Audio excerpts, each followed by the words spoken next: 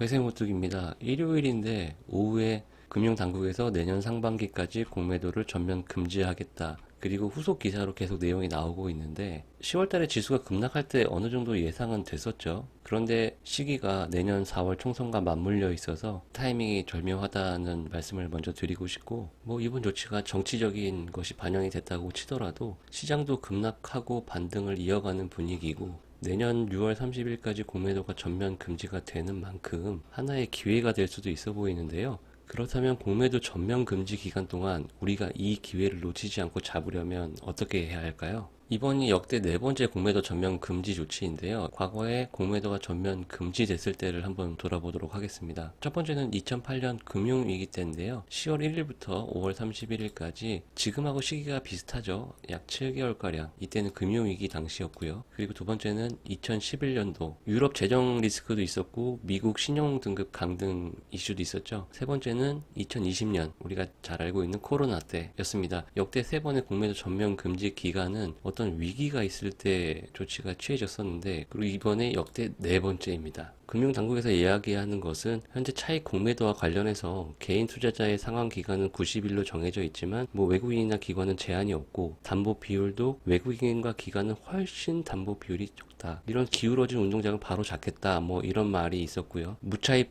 불법 공매도. 그러니까 공매도를 하려면 주식을 빌려와서 매도를 해야 되는데 주식을 빌리지도 않고 꼼수를 통해서 무차입 불법 공매도를 하는 것을 방지하겠다. 이런 이야기를 했습니다. 공매도 전면 금지가 시행되고 과거에는 어땠나를 살펴보면요. 2008년 금융위기 당시에는 시장이 드라마틱하게 회복되지 못했습니다. 그리고 두 번째 2011년도에는 6개월엔 플러스 10%로 증시가 반등을 했고요. 세 번째는 코로나 때인데 이때는 지수가 V자 형태로 반등을 강하게 했고 전 세계적으로 유동성을 강하게 공급했기 때문에 증시가 엄청난 강한 반등을 보였죠. 이렇게 과거를 보면요. 공매도가 전면 금지된다고 해서 무조건 증시가 상승하는 것은 아니다. 뭔가 추가적인 부양책이라던가 이런 게 있을 경우에 그런 시장의 특성에 달려있지 무조건 공매도가 전면 금지된다고 해서 시장이 오를 거라고 보기는 어려울 것 같습니다. 그렇다면 우리가 할 일은 딱 한 가지밖에 없겠죠. 시장이 반등이 보장되지 않는다면 종목별로 보는 수밖에 없습니다. 공매도는 결국엔 빚이고요. 남의 주식을 빌려서 파는 방식이라 일종의 대출이라고 보셔도 됩니다. 수수료와 이자가 발생되는 고비용 매매라고 볼 수 있겠죠. 언젠가는 쇼커버를 해야 되는 거예요. 매수를 해서 갚아야만 하는 상황인 겁니다. 공매도 잔고 비중이 높은 종목들, 결국엔 이런 종목들이 상환 여력이 더 높다고 봐야겠죠. 시장에 연관관계가 없다면 종목별로 보는 게 맞겠고요.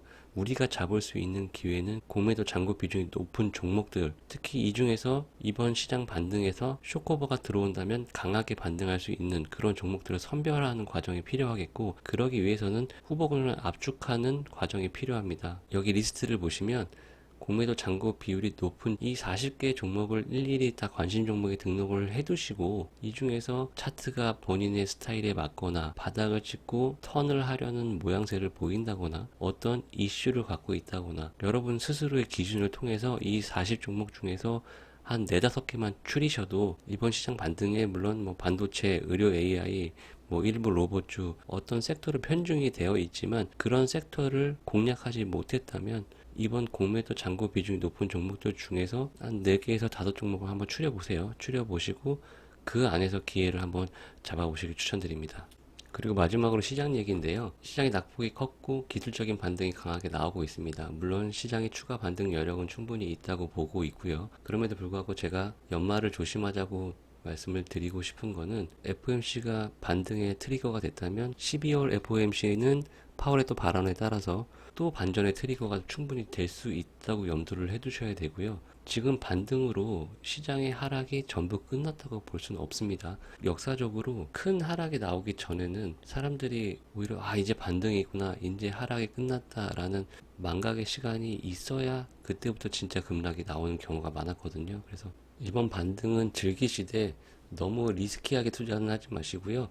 반등 시마다 현금 비중을 늘려간다는 마인드로 포트를 가볍게 가져가는 게 편안한 연말을 보낼 수 있지 않을까, 저는 개인적으로 그렇게 생각을 합니다. 오늘 영상 공매도 금지가 속보로 나와서 우리가 과연 어떻게 할 수 있을까를 돌아봤고요. 종목들 잘 추려서 이번 기회를 잘 잡아보시길 바랍니다. 오늘 영상은 짧게 마치겠습니다. 감사합니다.